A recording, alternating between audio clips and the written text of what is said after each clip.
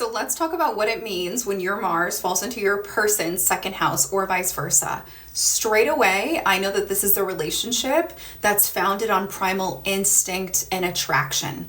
Your body had a physical response to this person. That is what drew you guys together. That was the glue initially.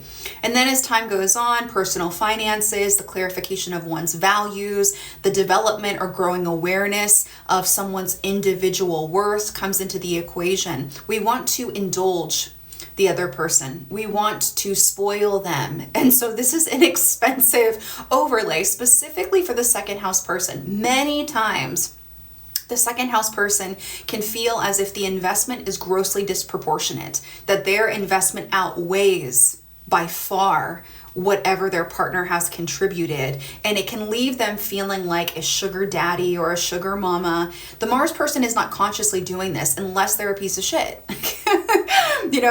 That falls here too. The Mars person expects the house person to provide.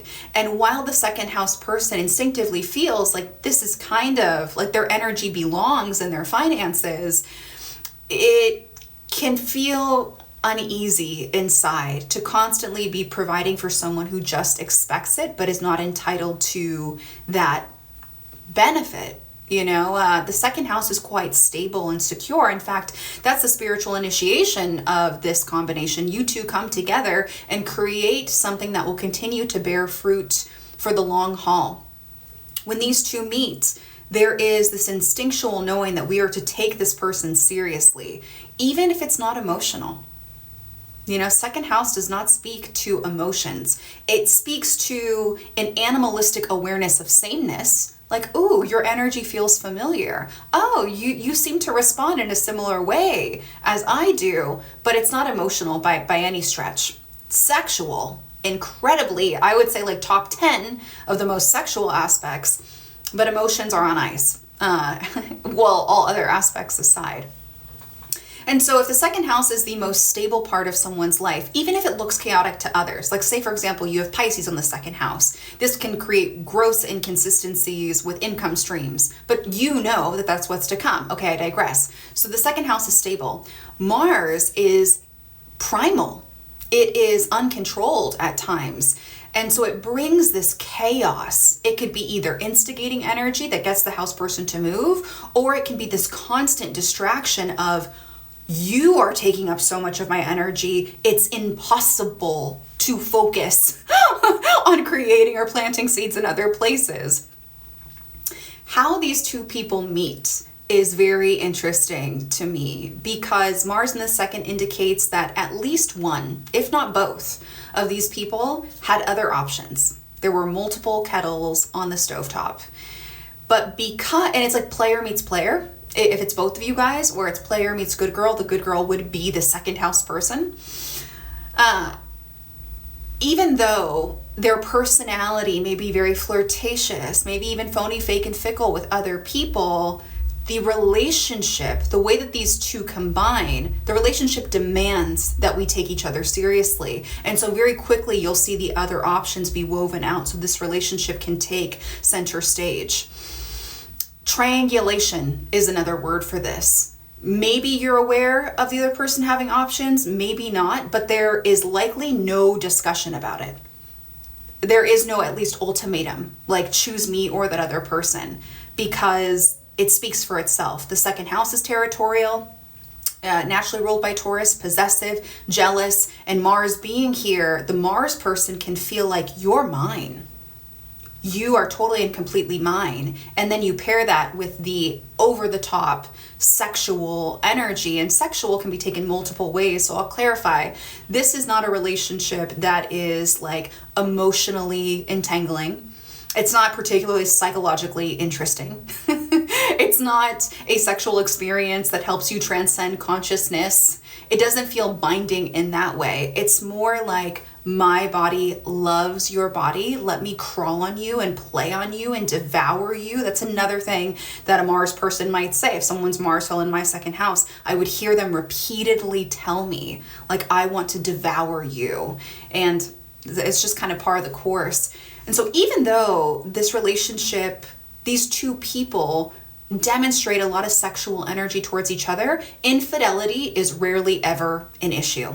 If it is going to be an issue, it's the Mars person who will step out. But by default, what's going to break these two people apart is a difference of values, or the Mars person rousing the sleeping self-worth, the concept of self-worth in the house person. And the house person will be like, you know what, fuck this. I'm out. I deserve better. I want more. And then they draw a line, they draw a boundary. And I guess the reason why that's so interesting to me is because time and time again, we hear that relationships end the way that they began. And with this couple, it started in kind of shady territory, like murky water, like who got their feelings hurt in order for these people to be together.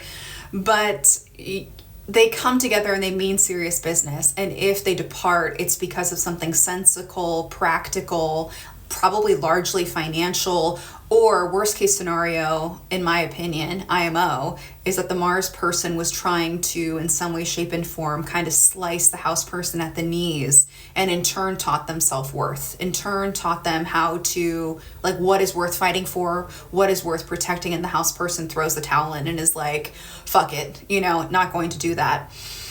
Another note, kind of piggybacking on what we just spoke about, the appetite for each other may be hard to forget about, especially if the relationship was healthy and it was just a matter of what made sense and what didn't.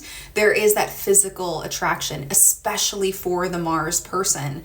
And so, say they separate, the Mars person, phony, fake, and fickle, gets into a relationship with somebody else, that second house person is someone that I would put as like a serious threat, because when we're in relationships and we're feeling a little insecure, we have to ask ourselves, like, is this just an insecurity that I have that's being poked at, or is this person potentially like a threat to the relationship? And in this specific example, the second house person will continuously be a threat, because that is what the Mars person, that's how they respond. That's how their body responds to that person. Arguments between these two can also get really hot and heavy and heated quite quickly because the second house person is not going to step down. That's their house of self-confidence. So over time, through their arguments, maybe at first they're a little malleable, but over the time that they spend together, this is typically a long haul relationship, at least I would say like 2 years.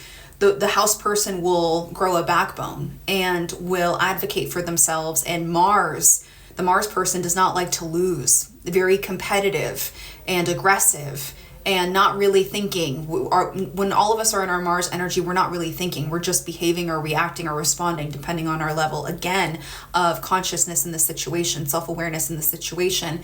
And so stonewalling can take place. Look to the sign that the Mars and the house person occupies for more details. But I don't see either person admitting that they're wrong. It's just kind of like, well, let's agree to disagree, or let's move on and kind of get physical about it. Let's work it out. That's another way that the competition expresses itself in this relationship. Physical intimacy. Well, physical experiences like exercising, like if you're frustrated with each other, let's go play tennis. Let's go bowling. Let's do something where we can demonstrate who is superior in this situation. Other people may very obviously pin this between the two of you guys competing. And it's playful for the two of you, but it can be disorienting for other people. In fact, many people may question why you guys are in a relationship if the other aspects of your psyche are not playing well together. And in order for them to truly understand, I would invite them over to your house, because that is where the relationship really finds its flow, is when you guys are both in your natural element and you guys know what your roles and expectations are. So this is, I think, all I have for you. If you have any questions, feel free to write them down below. And again, I know a couple times I slipped up and said that this relationship wasn't spiritual or whatever the hell that I said. I meant this configuration. So you are thousands and thousands and thousands of really intricate details. Do not let this be the thing that like throws you off the horse. Take everything into consideration. Toodles. Bye.